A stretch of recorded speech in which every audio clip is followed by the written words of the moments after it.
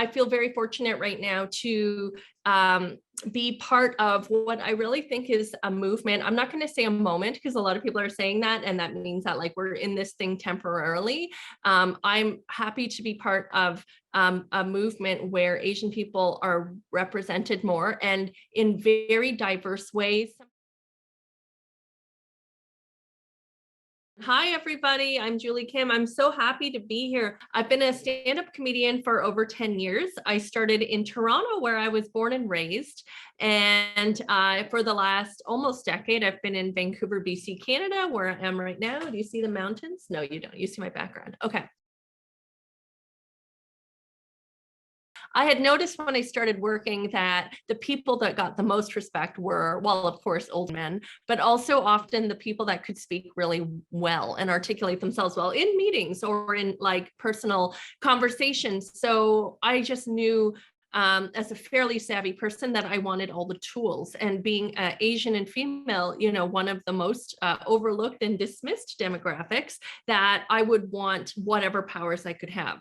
And so I went out and got the power to speak and speak well. It's been a very solitary journey, and I've had to represent myself and advocate for myself a lot. It's been very difficult for me in the early days to get the benefit of the doubt. There could be a new comic and he gets a great 10 minutes and everyone's like, this guy's a legend, and they let him headline in like 2 years. It took me closer to 10 years to headline. But again, I was doing other things because I had to. And because as an Asian female too, I feel like the need to have some security, financial, socioeconomic security, so I can live in a good area. I also have a child, and so that I can enjoy other things that make me feel whole and healthy. So that's just fine. My journey has had to be different. And I have had to do things differently, but it's worked out to my benefit. I didn't identify with much with being Asian. Honestly, when I was younger, I kind of had the benefit of being in an area where there were almost no Asian. If there was anything kind of like a racial slight, it was probably more ignorance, because at the time, and where I grew up, there wasn't this mentality of, oh, we don't like Asians. So in a way, I'm kind of glad, because in my very formative years, I grew up very confident for no reason at all. I did just write for Simu Liu at the Junos in what has been called the best Juno Awards ever. So I'm really proud of that. And I don't think we have time to play it, but you can find online the monologue we wrote for Simu, and a bit called I Am Canadian. We made it very modern, very Asian and multicultural, and it's pretty much going viral right now. And I'm really proud of that. We put his name, like with his Chinese characters, in the back of the screens, very much on purpose.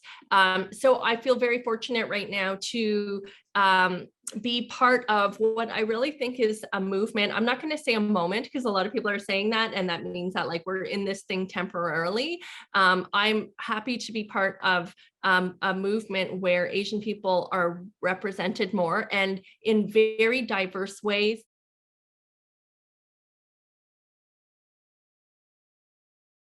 It was okay. I mean, I didn't know what a fulfilling career was anyways. And my main mission when I was younger was just to be something that was just okay, that would make me enough money to be comfortable and to not be poor, because I had grown up poor. And I always, as the oldest child, felt the responsibility of also looking out for my family. This probably came from my parents too, the idea that a career in the arts, and that wasn't math or science or engineering or medicine or law, wow, you know, that anything other than those things were not legitimate. So like in my head, I just thought, this is just a hobby, and I'll just do it because it's a hard thing to do and it's kind of cool and it makes me a cool person, blah, blah, blah. So that was over 10 years ago.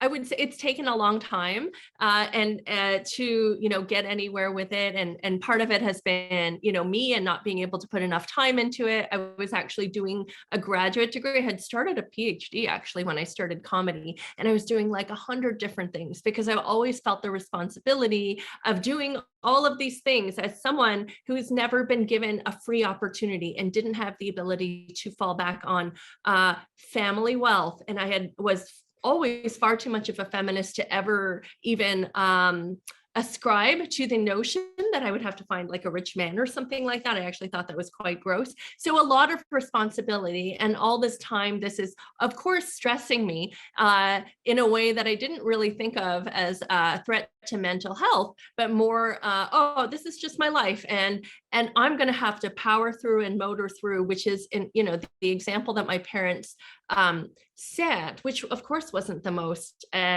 healthy thing either. My parents never went to therapy. My mom never even got her nails done. So any sort of self-care, whether it was physical, aesthetic, or emotionally, like all of that was done. And of course I understand that, and I'm sure you do too, because people do what they need to survive, right? Like our parents, a lot of our parents came here under very different circumstances, and they had to work super hard and focus on the things at the very bottom, the fundamentals of the hierarchical of the pyramid, Maslow's pyramid, or whatever framework that you identify with. So nowadays, when I go to a spa, I'm like, I'm doing this for my parents who worked hard so I could just lie here. No, I'm just kidding. I actually wish I did that more. Honestly, my whole life, I've kind of been like them too. I'm like, working hard is a badge of honor. Do you know what I mean? Not sleeping and doing, whatever thing I was doing at the time, working hard and not sleeping, that means I'm really killing it. And so that's been very unhealthy. This whole thing is about how I'm unhealthy, by the way, because yeah. But anyways, I'll do better because I'm inspired by all of you.